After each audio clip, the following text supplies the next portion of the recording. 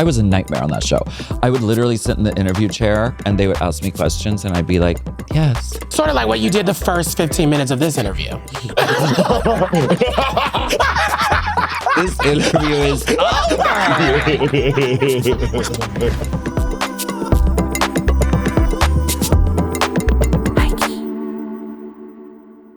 Okay, so Yvie, you're going to Paris.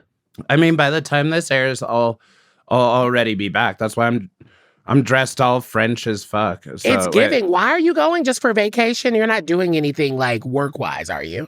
Not doing anything work-wise, but I also wouldn't call it a vacation. Why? Because I'm doing it for the love of my life. Okay, what do you mean? Like what? Well, Doug really loves seeing live music, and this is my like most garbage hot take, but like I don't like to go out of my way to try and see live artists. Like that's why going to Coachella this year was so dope, because I've just like never been like, yeah, you know what sounds good? Spending $500,000 So to be you hate crowded concerts is what I'm hearing. No, actually I really enjoy it. It's just like everything you do in life is a waste of money in some way or another, and that's just never been how I wanted to waste my money. But I mean, I will say going to concerts, like live events, Beyonce has completely ruined every other concert for me. Like it's hard to go and to like be like, oh, is this going to be worth it? Like I feel like I'm constantly comparing if it's going to be as worth it and I'm going to get as much from the experience. And I know that's not fair. Ooh, that isn't fair. Look what you did, Beyonce. It's just it, sister. You put the bar so high. When I'm going to everything else, I'm like, this could have been a PowerPoint presentation. You could have invited, this could have been an email. Okay, that's why this is also like extra shady though. Is like, I was one of those fags who like very proudly did not go see any of Beyonce's tours. I let her make her money off of all of y'all, and I'm very, very happy that y'all enjoyed your experiences. But you don't. Such a contrarian. You want to be different I'm legit not even. Well, yes, I am. Okay, you got me there, girl. You want to be different so bad. It's not even like that. It's just like literally the girls. Because when she was like started touring, the girls and I were also on tour, you know, and there were like 2 or 3 times where we're talking like we've been working for weeks on end, popping pussy in the night, like trying to get your surroundings down in the day. And there were 2 or 3 different times where the girls went out of their way, almost jeopardized like being able to perform in the next city, flew halfway around the fucking country, flew into another country to go spend your money on a pop star that you've already seen 3 times, just so you can be like, look, I turned a different silver outfit. Are different. It would be, I would say that if it was a different like artist, but the shows are actually different when it comes to Beyonce. Listen, I'm not saying it's not. Like I have fans who have seen like my shows like 2 or 3 times when I was doing the same tour. I'm just saying that's not how I want to waste my money. And I'm in Paris. I'm just getting back from Paris right now. Oui, because it was cheaper. It was cheaper to see Lady Gaga, fly to Paris, buy tickets to see Lady Gaga in Paris, and then fly back than it was to try and see her in the United States. And to that, I say, fuck you. Fuck you to all you people who are booing me right now about not going to live shit. You know what? Give me a freebie. Give me a handy. I'll get you.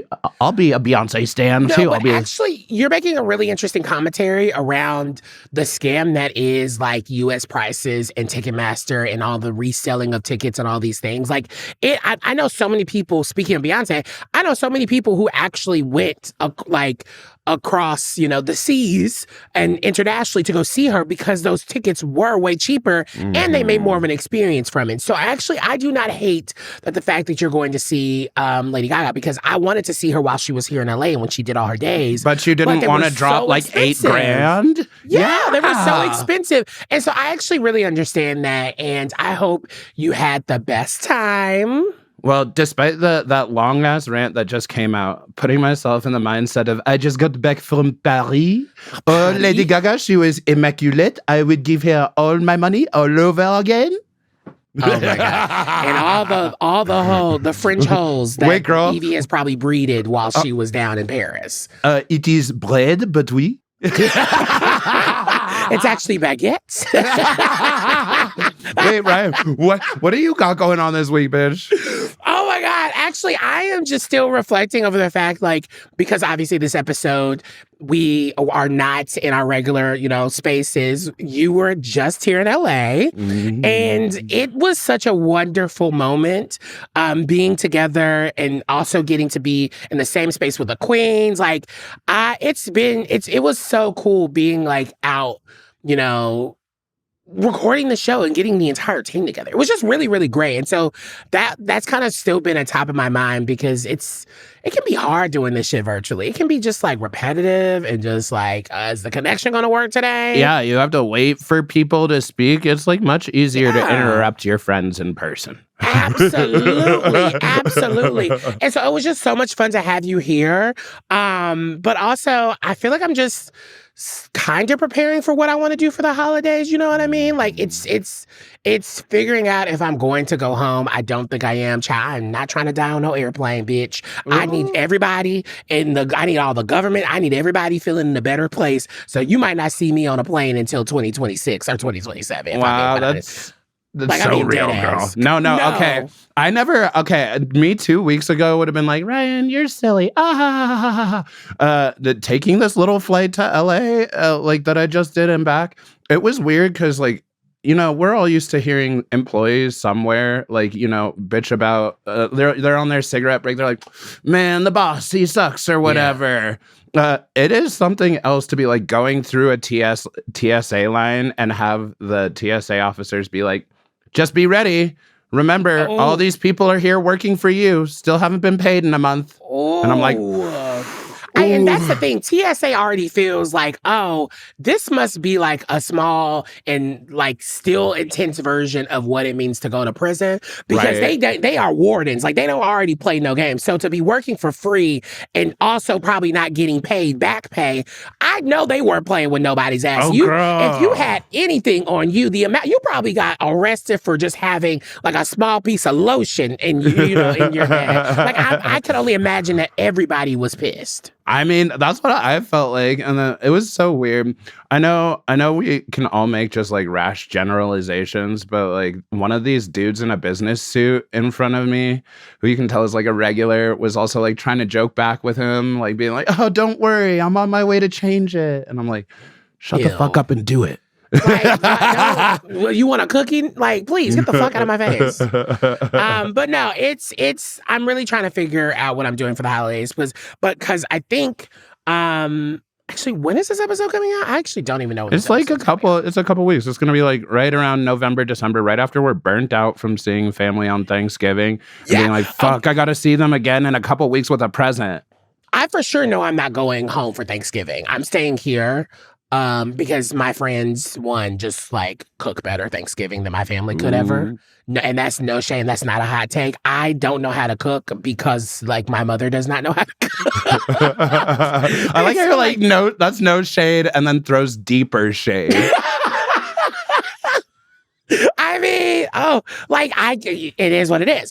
But yeah, I'm not going home for Thanksgiving, but for sure, I don't know. I really do kind of miss home, and I do want to go to. Want to go to my mom's house for Christmas, and plus my grandmother, shout out to her, she just celebrated her 89th birthday. Ooh, I feel like you gotta go home at least for Christmas just to be like, yo, grandma, here's my gift to you, a memory in the 89th year of your life. Actually, the memory will be probably the gift that I give to her is just coming out to her again because I know she probably forgot that I'm a fag. You show up dressed as nice as you are, like hair laid, nails laid, lip gloss on, and she's like, "So, do you have any special ladies in your life?" Well, and you're like, "Yeah, this drag queen." Anytime I go home, I always it's not like I change my appearance because I'm normally I'll have my nails painted or whatever. But to not have to deal with like the low key microaggressions from my mom about like things, I tend to just be like, okay, I'm just in t-shirts and shorts. Like I'm just like in a hoodie and a short. Like I'm not being as like fab as I normally would be. Okay, girl. Because who also gives a fuck? I feel like that is the most frustrating thing about being queer during the holidays. like I was gonna try not to talk shit about this, but like I just went and did my dad's birthday. And it was beautiful because my family is beautiful and full of love and amazing. But it was also like it's there's always gonna be like some snarky little quip about like a gay thing. Like when I'm around, there's going to be like it's actually booty do or something. And I'm like, God damn it. Like, Y'all what don't are understand. you, 3? Well, okay, but the thing that like frustrates me is like I have to give my dad and mom props because like I mean everyone in my life. I have a fucking huge family, but I have to give my dad and mom props for like trying to knock down the boundaries between the lives that straight people live and the lives that I live. Like I can tell them both all sorts of whatever crazy bullshit I've gotten into because they both have been in my spaces. They've come to the clubs. They've like met me in the middle. And sometimes it's just like harder talking to the people you gotta lie to, like my nana, and my grandma, and be like, "Listen, girl, I don't have a lot we can talk on because you legitimately don't understand how my life works." Like, well, luckily, I feel like I don't ever really have to do that with my grandmother because she, 1, has always known, and then 2, I am her favorite. Like out of all of like the nieces and nephews, I'm for sure her favorite. She has said that, and I'm bragging about that. Put it out in the world. And I will also, once she passes at the funeral, I will be saying it in front of everyone because fuck them. Because that is something I've earned. I love my grandma. She's literally like just someone that I've always had that connection to, and I think a lot of queer people can feel that way. Yeah. But it's most of my microaggressions come from my mom. Where I remember I had went home for the first time after like COVID, and it was really when I started to paint my nails and kind of play with like, you know, different designs and shit like that. Gender expression. Period. My mom literally saw them and was like, "What are your rock star nails?" And I was like, "Please just like don't ever talk to me again with that fucking microaggression." Like I just remember her making me feel so like inward. Like I immediately was just like, like annoying. But now I could give a fuck. Like I'm going to show up how I want to show up. But it does come to a extent, and I think a lot of queer people feel this way, where you're just trying to make it through the girl. 3 days Yeah, that you're just staying being there. like, yep, I'm gonna smile and nod and just like accept that I am nowhere near the main character at your table. Absolutely. And I don't actually want to be. But you know who is the main character at the table? Yes, especially our table, our special guest, the queen of everything. Alaska is joining High Key. Yes. Hi. I'm so excited. Get ready, y'all. She's up next on High Key. High Key. Okay, so our guest today is drag royalty. Yo, like, I mean, all you gotta hear is hi and know exactly who the fuck I'm talking about. Please welcome the legend, the icon, Alaska the IKEA. How's it going? Hi, So good. you're so cute. You really are. This is so like ugly Christmas coded. Thank you. It is giving holiday. It's giving cozy. I don't know. Like, I think about the last time I saw you. 6 years ago to this day, we were just watching the video and we were actually talking. We weren't talking shit about Yvie, oddly, but it was around the time Yvie was, you know, going through her drama on Twitter and yelling at everyone. Which one? Yeah. And I was just like, I can't believe we're now all sitting together. It's just so interesting how life is and how it all works. How the hell have you been? How's life? I've been good. This is actually my grandmother's sweater. Oh shit! Oh, I didn't mean wow. ugly Christmas sweater. I meant cherished. No, it goes into that territory. No, for sure. But like it's so she was French Canadian and she was very like flamboyant with her like clothes. Yeah. Like, she would wear like fur coats with like hats.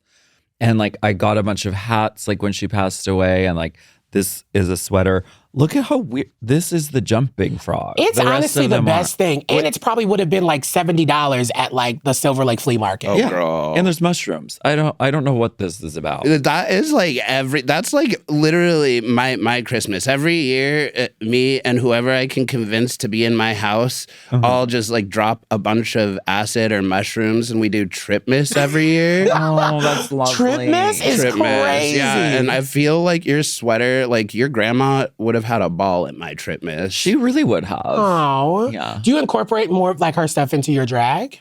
The stuff that fits. She was like very tight. I mean, the sweater fits, so I'm just like... Barely.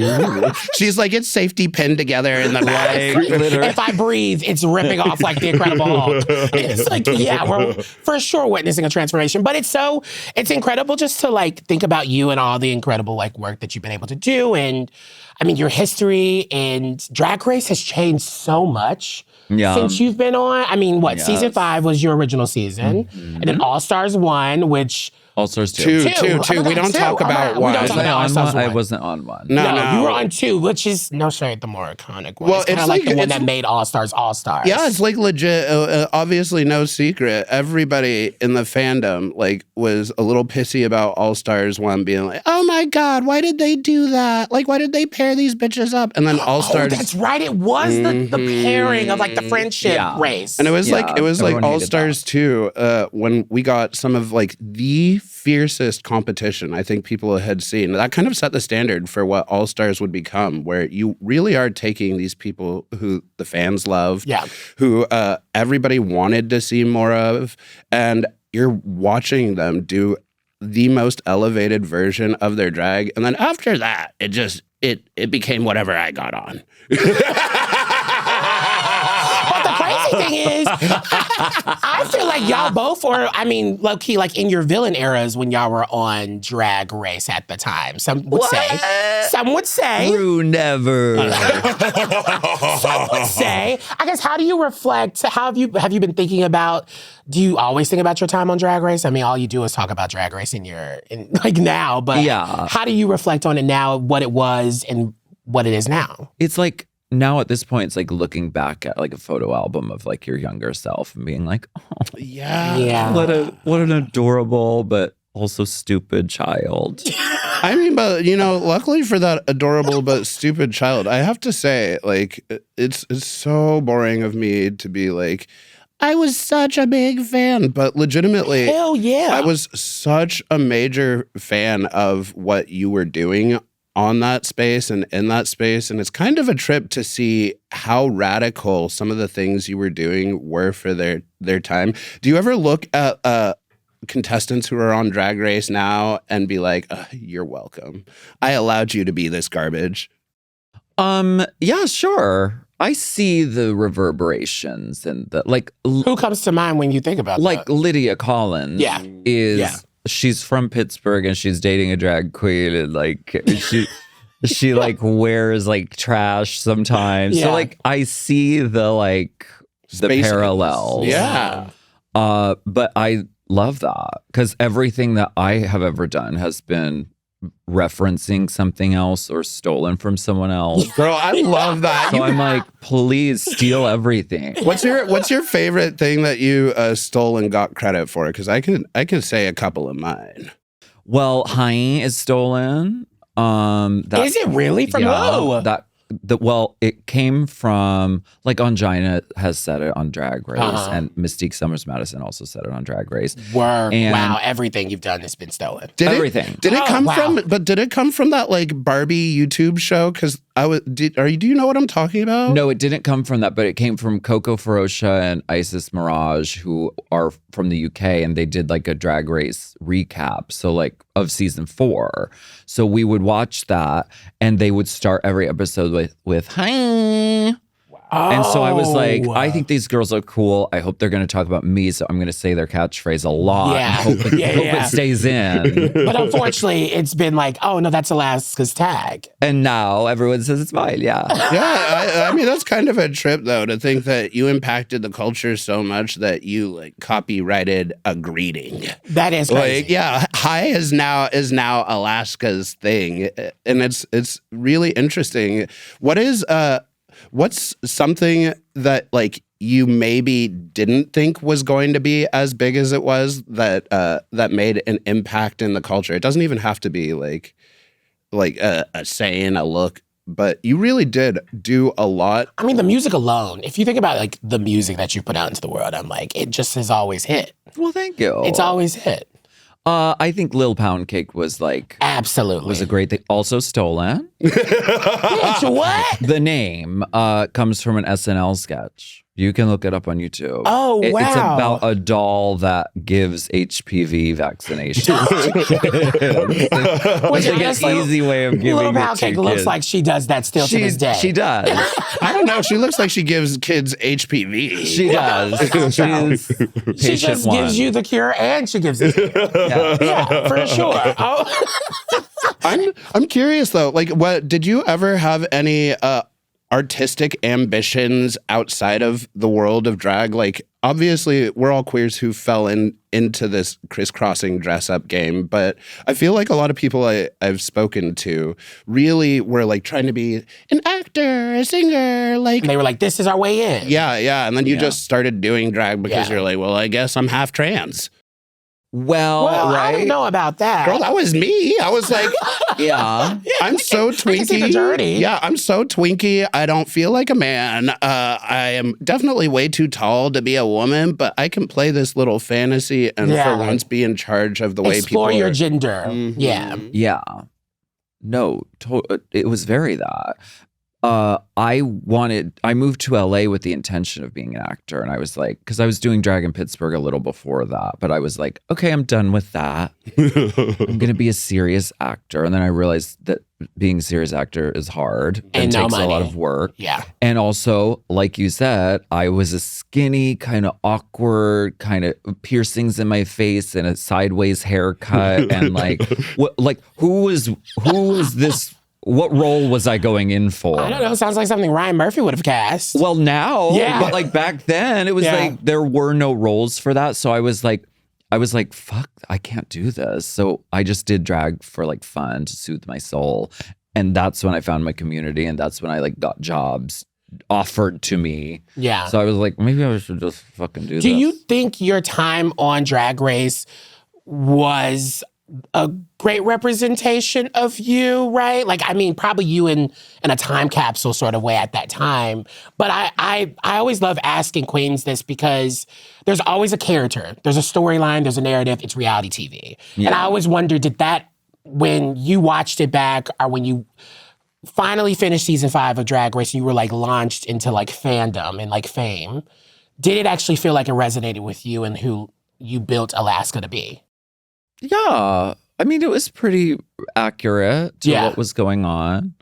Like season 5, I was an awkward, insecure child. Yeah. And then All Stars 2, I was mentally unstable. So it worked. Do you regret going, like, having that mentally unstableness actually on camera? You were like, I'm leaning into it. It's No, fine. it's great TV. Yeah. But did you understand that during All Stars 2? No. That's why I'm like, yeah, you look at it now and you reflect like, okay, it's great TV. But like before you're literally like going through it, like having full on temper tantrums. Yeah, I was having troubles. Yeah, for sure. I mean, Troubles is a nice way of putting it. that's a very, very sweet way to talk about it. It's just so interesting. It's specifically you, because even then though, it doesn't even feel like it hurt you. Like it actually only made people like fall more in love with you post it. Well, I mean, probably a little bit of both. I was on for the sure. internet at the time watching bitches also be like, this bratty little cunt. Oh, I yeah. can't Yeah. believe her. I mean, yeah. But I was like, this bratty little cunt actually just really cares about drag a lot. And if you've spoken to any drag queen who ever feels she got robbed of anything at all, be it like a lash glue, a booking, like, girl, we're going to lose our shit. Bring back also reunions of All Stars, because y'all's was so just juice. Like Where it are was the reunions? like, They don't do them. it's crazy. I don't understand. Why do you think? Why did y'all just like? Why they end with you? They let the girls play out the reunion, I think, online and in real life now. It's like if anyone has drama, they're just going to like do that on their own. Yeah. I mean, honestly, that's kind of funny because I just remember during season 11, like everybody had problems with everybody. Clearly, I had problems with a lot of people.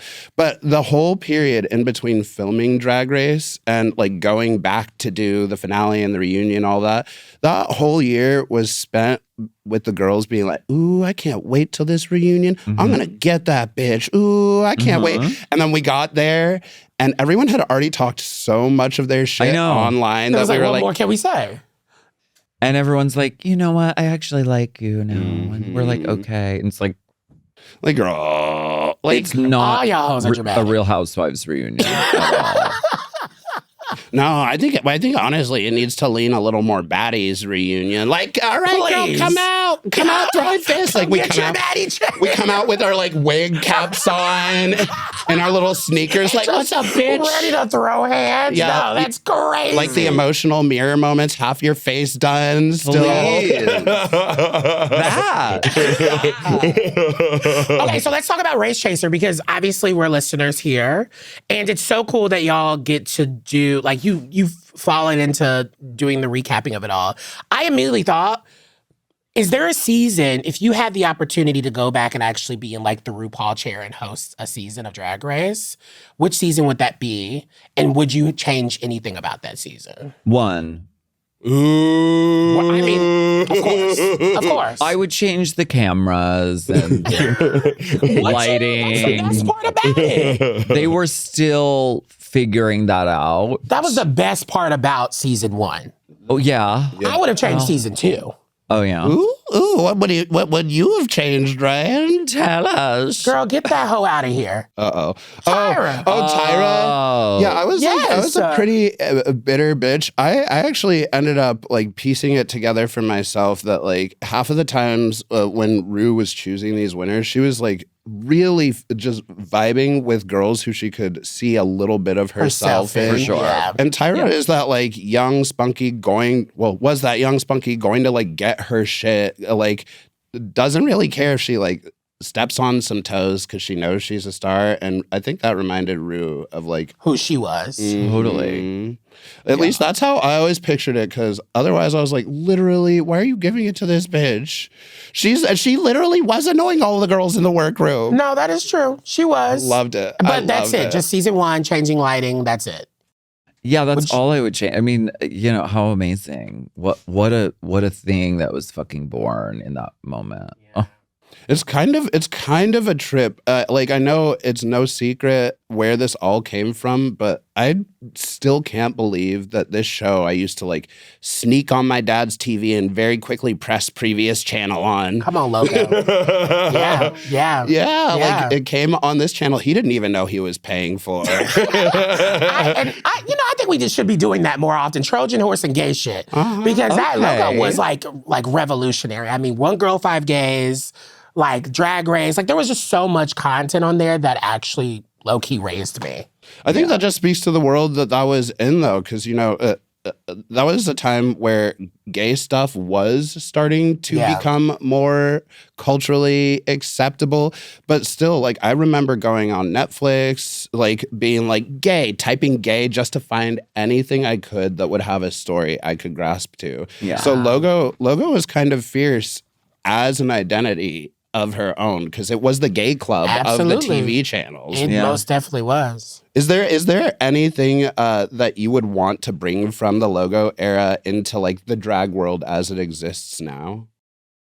I don't know what else was on it. The Big Gay Sketch Show. I'm like, wasn't the A-list on it? That's really fun. Yeah, I remember that. They tried to do that again, and that didn't work. I mean, yeah. Wait, like the Real Gays of WeHo? Yeah, that was supposed to be the reboot, and they should have just kept it the A-list in the name, and they tried to do like, what did they call it? The Real Friends. The Real Friends of WeHo or some shit. Like, girl, you just turned off half of the gay community in America by even mentioning WeHo. And none of them lived in WeHo. Girl, deep in the valley down. Which is great. Girl, not the fake friends of the valley. Just call it A-list. I'm curious. Were there any other like sort of reality TV experiences growing up that shaped what you wanted to do? Because Drag Race was not my first audition. Yeah, and why did you go on Drag Race? Well, Drag Race and I started drag at the same time. It was like that year I was starting to do drag. That year that show existed. So it was like all my friends from like West Hollywood were getting on. I was like, oh, cool, whatever. And then I saw Raven had so many Facebook friends because of it. And I was like, I want to be on that. That was the like first moment of like, I want to be on that thing. And then it was like I auditioned every year, and then it just became like a psychotic vendetta to try to get on. I was so pissed I didn't get on the first time that for the second year I sent in a tape that was like a joke, like a mockery of their whole thing. And apparently they thought it was the funniest thing they'd ever seen, but they couldn't put someone like me on. Like, it was like I didn't have any clothes. Yeah, and your name was Thunderfuck, which I just remembered. It's a strain of weed, right? Yeah, Alaskan Thunderfuck. That's where I stole my name from. Oh, Stolen. I completely forgot about that until I was high a couple days ago, being like, "Oh my God, wait! I've smoked Alaska." Is it a sativa or indica? I think she's an upper from. Yeah, she's like sativa. And okay. it's grown outdoors. Oh, It's very nice. Are you an outdoorsy diva at all? I like outdoors. From the indoors, you're like, No, I like it. I like my best friend Jeremy was like, it's called tree bathing, I think it's called. Because you go out into nature. Like we went to a park in Los Angeles, which Los Angeles has amazing parks that I never go to. for sure. But we went to one and I was like, just even when you get out of the car, you're like, it's so like quiet and like, Are you gooning to the park right now? Yes. And it's called tree bathing, and it's like the oxygen is more like intense. Yeah. And so you're really just like, it is transformative mentally, physically. So like nature, who knew? It's good. right. Well, and the interesting thing as well that comes up for me when I think about just you and your connection to Drag Race is kind of like you have surrounded yourself, and probably by accident, with some controversial people. The Willams. I know. And of the ones that you know, no one dares to speak their name. Right? Oh wait, are we literally not allowed to say Sharon Needles I anymore? never say know. Sharon Needles. I mean, I do because a girl like that was my blueprint for starting drag. Being like, oh Yeah. wow, She was the introduction to like what a weird queen. Well, what's means somebody it who could wasn't be and putting that it could win. Mhm. And so, it's so interesting. Have you thought about that? One, you just being kind of like connected to those sort of people in your world, and has it actually impacted your work and your ability to grow? Like, has it?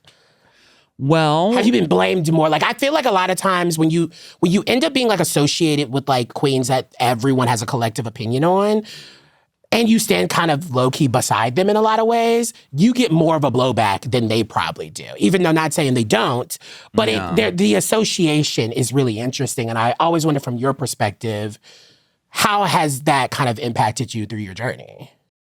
well, I feel like I have always been that way. And like, even when I was a kid, I was like I was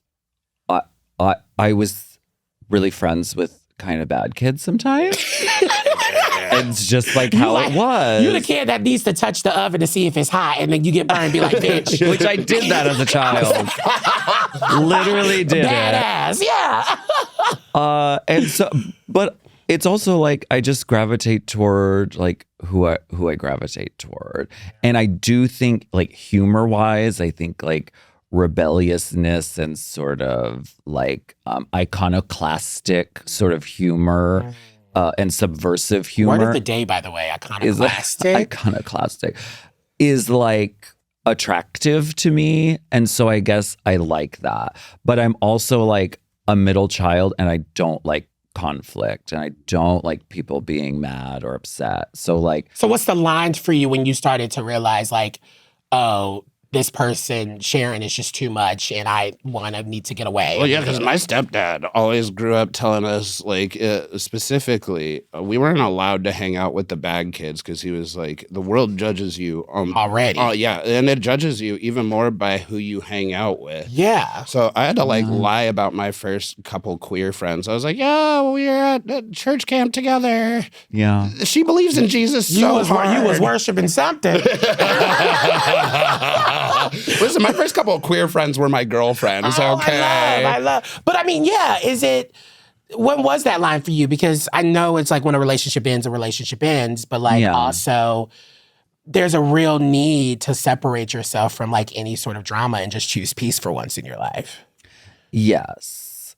And that's definitely like where I'm at in my life now. Yeah. Like, I mean, Sharon and I, we were together so many years ago. For and sure. like that was like a whole thing. And it was like I cheated on her and she cheated on me. And like we were just like moving on with our lives. Toxic young relationships. Yes. Yeah.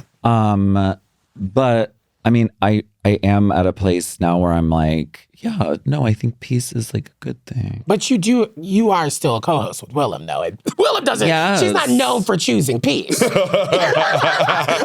I know, right? So this really did have you really boo. So it's like, how does that work? Because Yvie and I were even talking about just like what you've all built together. And we wondered like, is there fights? How do you decide on anything? How have you built what you all built together in the midst of all the shit that's happened? Yeah. Also, how does a drag queen become a CEO? Yes. Like, that's some really, it's a lot of work to even run your own singular person business, but to take that into something bigger. Well, first of all, Willam and I don't agree on everything. Okay. On a lot of things. And that's part of what makes our podcast work is that she will choose chaos. I will choose like being a middle child and trying to resolve the conflict. And so that creates a push and a pull and a dynamic that I think is engaging and fun to listen to. And we've been doing it for 8 years. So like, I think that works. And I also know Willam's soul and spirit. Versus her sort of online clapback, in replying to every comment, sort of. Do you tell her to take things down sometimes? Being like, girl, did you really need to do that? I don't tell her to take things down, but I'm very like, I try to like ask her, like, is this helping you? Like, you don't need to do that. You don't need to know what everyone is saying at all times because everyone is saying something at all times. So like, I feel like we can like learn from each other and grow from each other. And we also have a good dynamic together. I mean, that's 100% tea. I really am curious, though, because I feel like you were probably one of the first drag queens I saw. Thanks for petting my pussy. I just love your puss. This little black puss. I've never seen anything tighter and smaller. Right? But she can fit a whole lot in her. Yeah. Same. Are you describing me all of a sudden? I'm actually carrying your pussy. I'm curious though because you were, at least in my eyes, the first drag queen I had seen from the show to make some real swings into culture afterwards. Like, Ru Girl, like your song that you made immediately after your season, started this trend of all of these bitches releasing horrible music, but none of them ever had the sort of tongue-in-cheek humor. You know, so I'm curious. You've done that. You like branched into the world of podcasting. You wrote, directed, threw on, produced. You like whipped a bunch of drag queens into shape to make Drag the musical. Yes.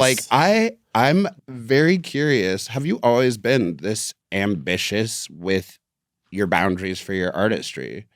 I think I just like doing a lot of stuff, which is why like I like drag because you are allowed to kind of do everything in that RuPaul model of like, she has music, she has a TV show, she's been in movies, she also has a candy bar and a perfume. Yeah. And so like, I like as the creative like child inside of me likes to do all that stuff. Yeah. So drag is like a free range space to do that. Yeah, she's so that gray area. Yeah. Is there a glass ceiling though?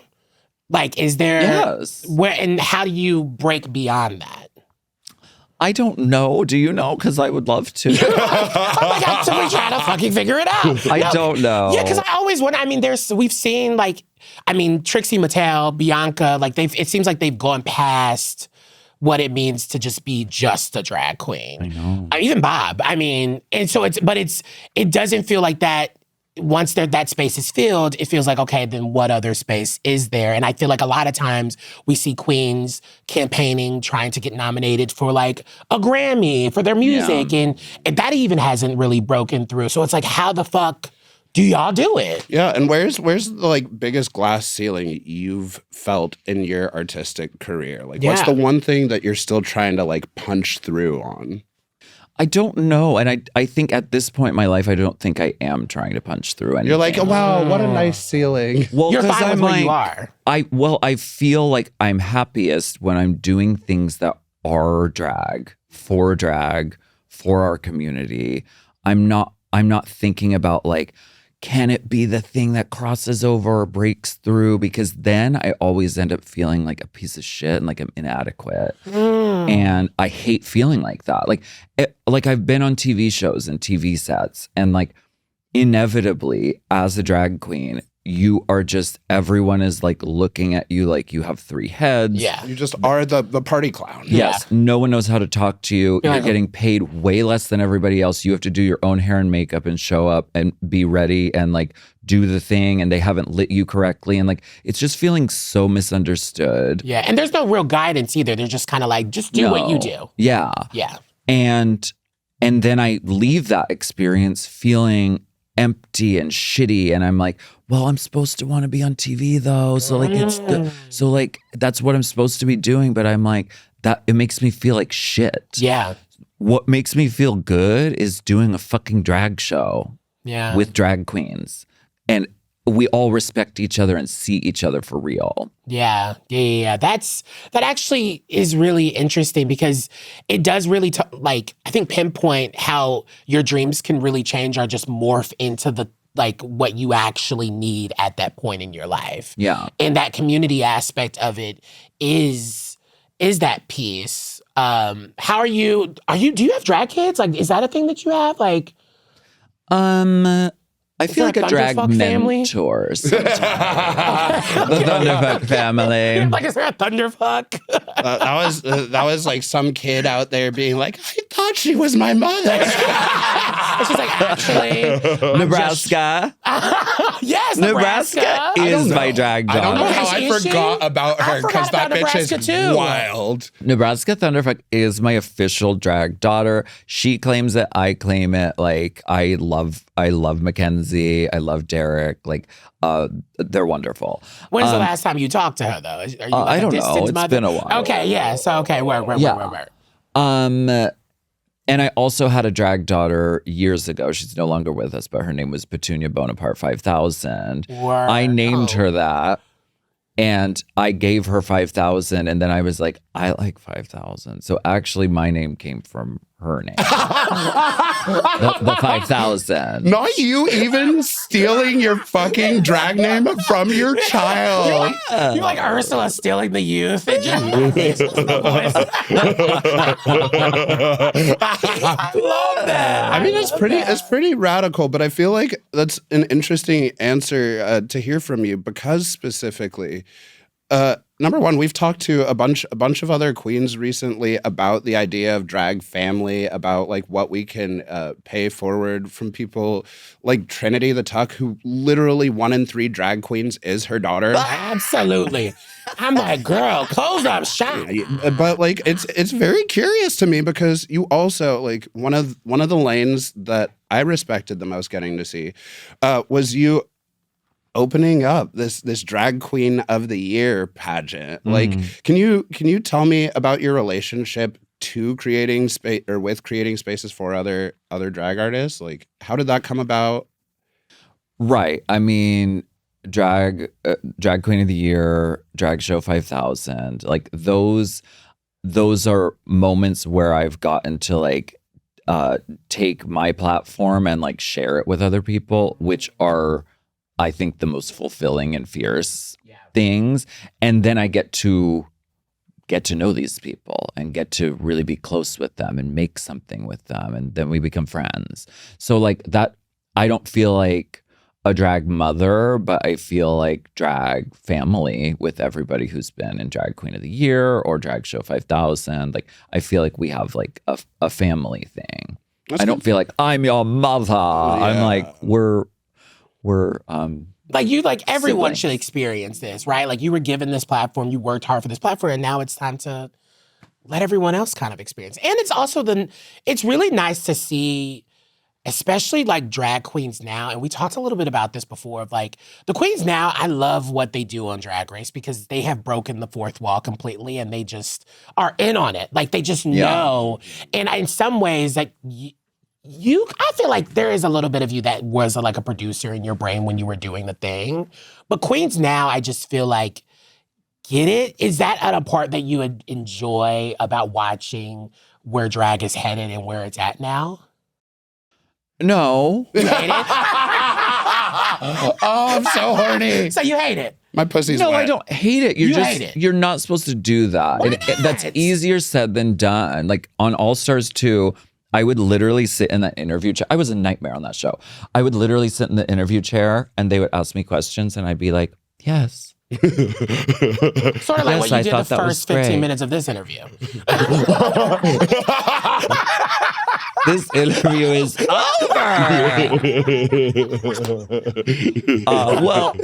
No. Did I really do that? No, you did. You No, did. bro. I swear you did. I swear.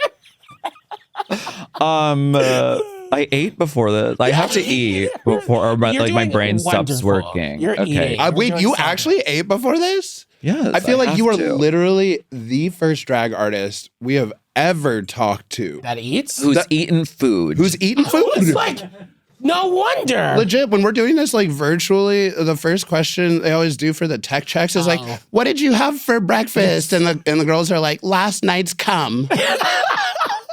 Wow. I've never heard that in the sound check. But Because they never ask me the question.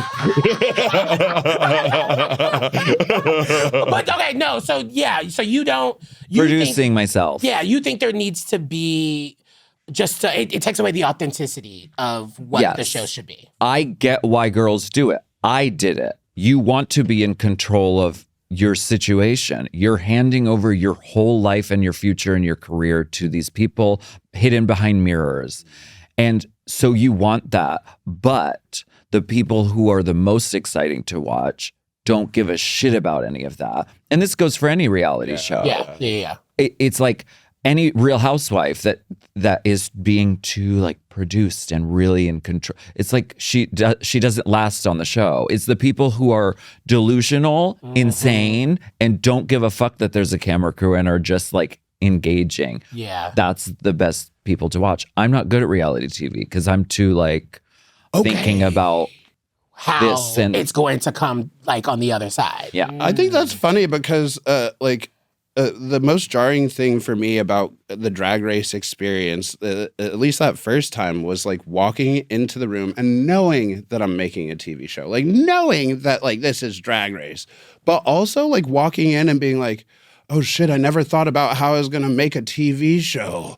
Like I'm just here trying to win this thing that I looked up to. Like everyone's going to see this. Well, but I got lost in that sauce so quick. Like the first time the producers told me to like ask a bitch a question and they didn't give me an answer, suddenly the reality TV flowed through me and I was like, excuse me, you bitches are gonna stay silent, you shady hoes? And you just like feel yourself lost in the fantasy of what is going on in that moment. Yes. So and that's when it works well. Yeah. But also, there's like a task that is being done. So, like, making drag or doing drag is something that I love to do and something that, I enjoy being in that process. And so, not being really good at being a reality TV personality can work for you on Drag Race because there's like drag. Of course. Who do you think is actually good at sort of the producer work, like that are newer queens, right? Like I think of Mistress, I think of low-key Corey King. Like I think of like the sort of newer king, like queens. Corey King was not that good of a producer. She would have produced a fucking good outfit once. True, but I think that's actually intentional. I think she was quite intentional about how she knew she was going to go on this show. And what bothers me is y'all queens go on the show and not want to win. They just want to get the outcomes of being on a show this large with this platform. And then they're like, okay, I got the rest from here. You should go on the show and want to fucking win. Any competition show, you should want to win. Yeah. And so it's like, I at least think if this continues to go and people continue to call out the fact that we all know the formula of Drag Race, which is to make RuPaul laugh and all the shit. Yes. At least do it well. Like, I think Mistress is someone that does it really well, and I enjoy watching it. And she has the dual skills of like, she's a brilliant reality TV character. Period. She's like confrontational and abrasive and like not afraid to like go there. And she's also really good at drag. She cares about drag. Yeah. So like these things combined make her an excellent Drag Race figure. Wow. But it might not be sustainable. Who knows? Like, if we can't be on Drag Race season 25 and everyone doing the same thing. It'll be called Cycle 25 then. Wow. When are we switching to cycles? Yeah, exactly. Let's switch it to cycles. And then after that, we'll do series. Like, hop over to the UK. Like, series 30 trillion. But that's why I really like UK. I still feel like UK is very kind of like raw and uncut. Yeah. I mean, they have to be uncut. The only people who are cut there are Jewish. What? That's how it works around the world. I know. I've got the elephant skin, girl. I felt the childhood loneliness in the locker rooms.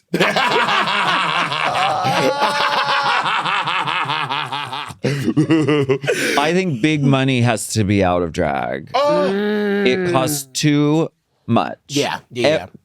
Costing too much, it is everything else in the whole world. Yeah. Drag is supposed to be manifestation out of whatever you have. There is an alchemical magic that is created. So now I feel like the fan base is very trained to be like, it wasn't rhinestoned.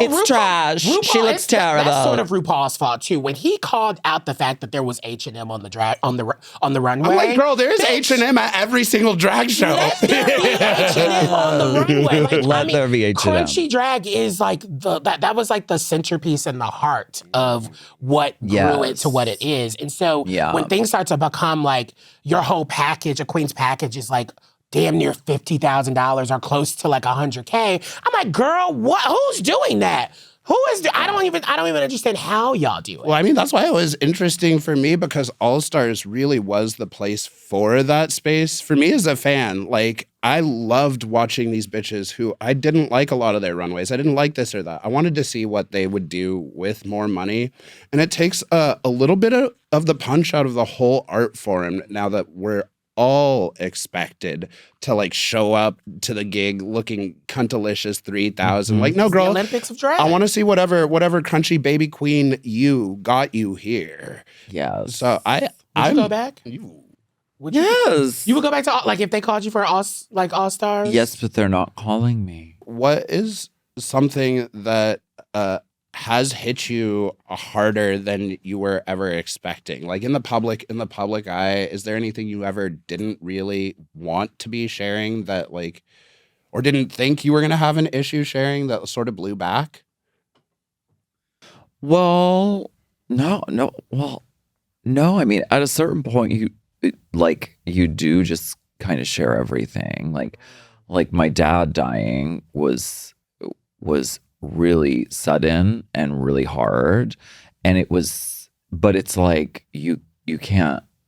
I felt like I can't not talk about that, and so I did share that, and so there was a lot of like outreach and outpouring of like lovely, wonderful, kindness around that. But it is like certain things I would love to like keep private and just have for myself. Are you good at doing that? Yeah. Okay. Yeah, some things. Yeah. Like having a life that is outside of the thing is very important. That's where I'm really curious because I feel like one of the aspects that a lot of people talk about being very difficult is dating in this world. And Impossible. and this lady does have a ring on her hand though. I would say, yeah, you take it, right? He's giving that. That's why I'm like so I believe that like he was sent from above and there's something mystical that happened because we knew each other. We had worked together for years, and he had worked behind the scenes, a drag queen of the year and a drag the musical, and so we knew each other, and so there was like a trust and like a knowing that is so impossible when you're a queen on Drag Race. And it's not even like Tom Cruise or like The Rock level of like fame, but like in gay world, you are known. People know things about you. So when you're going on a date with somebody, they know all this about you and you don't know anything. There's such an imbalance instantly. Absolutely. And we're always distrustful. At least I was after being fucked over a few times. Yeah. And never really being able to trust somebody. But like being with Matt, we knew each other. There was trust there already. He had seen the behind the scenes of all this kakadaka. He doesn't really watch Drag Race. Yeah, he just works sent from heaven. Yeah, that's perfect. And he's just the best. And he's helped change the sort of critical negative voice that I have of myself and for myself. He's helped to like change that to be like nicer. Yeah. To show you that you deserve love even from you. Yeah. Right? Yeah. And it's not in like a superficial fan way. It's like, no, I love all of you. Yeah, he does. Yeah, that's beautiful. It honestly is like for any of you Ru bitches out here listening, trying to find your man, go through your friend circle. See who's already seen your worst days. Yeah. That is real. But we ask every guest on our show this like pivotal question of high key.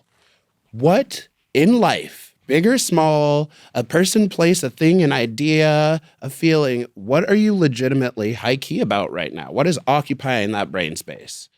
I'm high key about Real Housewives of Orange County, the early years. When it was good. I had never gone back and watched it because this was the first Real Housewives. Yeah. Yes, it was. Real Housewives didn't exist. A lot of reality TV didn't exist. It was like a documentary of rich people in Orange County in a secluded space and how bizarre their life is. Yeah. And they're all like, I sell real estate and I'm a millionaire and we have 5 houses. And then, like season 2 or 3, the real estate bubble pops. Yep. And you're seeing these rich people scrambling to be like, what are we doing? What in the recession is happening? They got so lucky with that timing. Also, it wasn't like, we're going to sit down and have a fight now, which is what Real Housewives is now. Because the ladies know what is expected of them. But back then, it was just like, crunchy and weird, and they were figuring it out, and no one knew how to be a reality television star.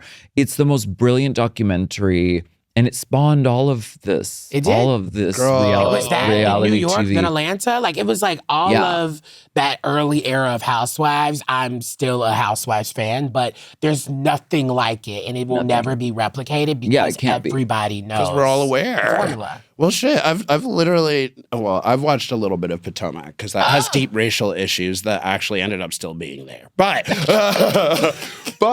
actually not as bad anymore. No, it's not even that it was bad. It was just funny that like this was the first Housewives season I ever chose to watch because in the first episode they were like having these deep conversations about maintaining this wealth status, maintaining this image of wealth, and then also like what it means to be a black woman there.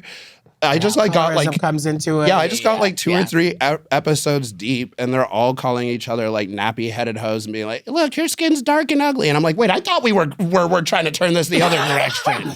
What is going on?" Yeah, Potomac is a wild time, but it's so good But now. I do think I would go back to watch Orange County specifically to see that viewpoint before it became about like which housewife embezzled what money with what ex-husband or I love that. It's I love really that. good. And well, thank you for coming on the show. We really appreciate you. You were so good. Thank you for having me. I appreciate. Oh, you're so fab. Thank you. Yeah, thank you for being here. Thanks for being queer, and thanks for sitting in the same trash as me, my dear. Tell Little Pound Cake we said hi. She's right here. Mama, you were I was one of your pound cakes. Yeah. That was like one of Yes. like right before Drag Race came into my existence for real. Like the highlight of my little queer life was getting the offer to be your little pound cake in Denver. The only issue was I was all the way across the state, like basically in Nebraska, like with my mom and her blood family that I had never met before at a shooting range. Oh, and then nice. like see, oh yeah, Alaska wants you to be a little pound cake.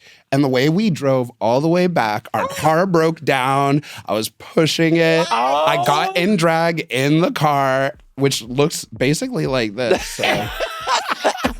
Oh my gosh, that's crazy. That's crazy. Thank you for letting me pound you, girl. All right, we'll be back with our high keys after this. High key. First of all, love Alaska down. I can't say this enough. I really did, giving a little behind the scenes tea. When they like come into the studio, you just never know what energy you're going to get from a queen. And Alaska's energy was so like reserved and quiet. I actually forgot how, I don't want to say it's shy, but like, there is a meekness to it. Like there is like I feel like we had to bring that out, like the energy out of her during this conversation, but it was so worth it because I feel like that's why she's always had this like special place in my heart. Is you tell she was like one of those people that like loved dancing and performing and fashion and glamour and feeling pretty, but also like was never like that hyperactive ADD kid, like the number one in class who was like, like before the teacher's like, what's everyone's names? And that kid jumps out the window, you know? When she said she was a middle child, it totally explained everything to me because that being a middle child, you just have to be like the cool, calm, collected one while everyone around you is like losing their shit. So I think that's a lot of that, but it was just so sweet to have her on the show. And be one of our first guests in studio with us like all together. Very special. I hope y'all enjoyed. Let us know how you feel. But let's get into our high keys because after Alaska's fucking high key making us all cry, I know, right? What are you high key about? Okay. I feel like I'm so shallow for saying this, especially because I haven't seen it yet. But I am so high key about like Wicked Part 2. I'm so excited. Like, I'm so high key about it too. Like, oh my God. Like, it is so rare that I like look forward to movies like this, especially something that is this recent of a love in my life. Like, it was only last year that I became a convert. And I can't believe I was just like waiting all year long, like, all right, when are Ari and Cynthia going to be doing their little finger touch tour again? Well, because I feel like the first press run, everybody was trying to like, they were trying to be like, oh, they're so annoying. They're always crying and blah, blah, blah, blah, blah, and they're doing too much. And I still feel like that's a lot happening with this press run as well. Like people are just constantly making up like stories or observations about Ari and Cynthia that it's feeling a little played out at this point for me. It's just like, why can't we just enjoy a thing without trying to deconstruct it and find a flaw in it? Like, shut the fuck up and be happy. Like, girl, that's exactly what Wicked was for me last year, and what I suspect for good will be for good. Is just like, honestly, you know what? I'm saying it right now. Even if I didn't like this movie, by the time it came out, I'm gonna lie on that shit. You should. Absolutely. Even though historically it wouldn't even be that like shocking if you didn't like it, because Act 2 of Wicked is always it's always in its flop era. There's only some things as like a first time watcher of like the material and like the show. Well, not the show, but this they've never seen a theater show. You won't know the exciting things that are probably going to happen, or like the twist and like the little things. I don't. I stayed my ass off the internet. Anytime I saw a theater kid, I crossed the street. I was like, I'm not gonna get spoiled tonight, darling. Good. What are you excited for? What are you high key about on this holiday ho seasons? Oh, I mean, because you got to have Halloween.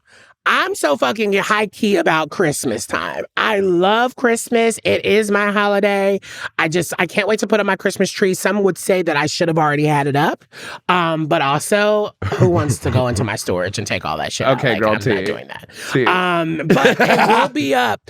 As when this episode's out, December 1st, I will have it up for a full month. And honestly, I might have it up until March of 2026 because I'm a lazy bitch and don't want to take shit down. Okay. I don't even think it's lazy though. I am with you, girl. Like, I'm actually like a Christmas lover too. I'm into singing all the music. I just don't want to do work is all. And no, that's so real. My only trauma from every Christmas is like having to do the actual like putting up of the tree part, because we never had a real tree. So it was always like, all right, one of you kids has to go do the annoying part and untangle all the cords. And I mean, I've never had a real tree. Actually, that's a lie. I have had a real tree once. What was it like? I hated it. I hated the experience of a real tree. I hated the little things falling off. I hated that there was low-key bugs in it. Like, please. And also, I caught Coco trying to eat the tree one day. And so, bitch, it was not ever going to work out. It just wasn't going to work out. And so, I am pro fake tree. I am pro, also, if you are Black, to have your white tree, because it is giving white Christmas. So, it's cute. You know what I mean? But yeah, I probably won't take that hoe down. It should stay up, bitch. Yeah, there's literally a neighbor who actually has had, because when I'm walking, I can see, because they never close their windows, and maybe I'm just like stalking. But they've had their Christmas tree up like all year. Like, it's just been there. It's a part of their decorative, and I've been wanting to know who that is, so I could be like, girl, it's me, diva. Legit, that used to be me, because okay, I just came up with this theory like 2 days ago while walking outside and being like, damn, it's dark as a bitch here. I think that Christmas lights should stay up until the end of winter. Oh, like until we start getting regular hours of sunlight again. Like, bitch, you better light my path. I'm not trying to slip on like black ice and shit just because 7 p.m. looks like midnight in Alaska. That's so true. Even though I feel like this year is going to be different, because everyone that I know, like, we're all like just fucking poor and just trying to figure it out and just trying to make it through. So we're not doing like the gift giving. And if we are, we're like probably just spending quality time it's giving very Charlie Brown Christmas. Like, that's what it's giving this year. And honestly, I'm high key for it. That's the show. So thank you so much for everyone that has watched the show and has loved it, and you loved Alaska. Please let us know in the comments. Hit us up on Instagram, TikTok. Make sure you're subscribing on the YouTubes, leaving a comment, leaving a 5-star review on the Apple, on the Spotify, wherever you literally fucking get this podcast. Make sure it's known that you love it. Yeah, if you're listening on like your roommate's device, like they're just playing that shit out loud, you better be like, hey girl, you're writing reviews, right? I mean, yeah, that's how word of mouth is how we like end up like doing this thing, because I always keep seeing, like, I love the comments that we get on YouTube where everyone is like, oh my God, I'm so happy I found out about this show. Why doesn't it have 1 million, like, like followers or whatever? Like, why hasn't it blown up yet? And I'm like, it's because like we all have to, and we all have to be annoying. You have to be annoying for us. We'll be annoying for us. We'll see each other on the street. And you'll be like, oh my God, Yvie. And I'll be like, have you heard about my new podcast? And you'll be like, oh my God, have you heard about your new podcast? And then we'll fuck. Happy holidays, kids. Well, yes. All right. We'll see y'all hoes next week. Love ya. Bye. Bye, bitch.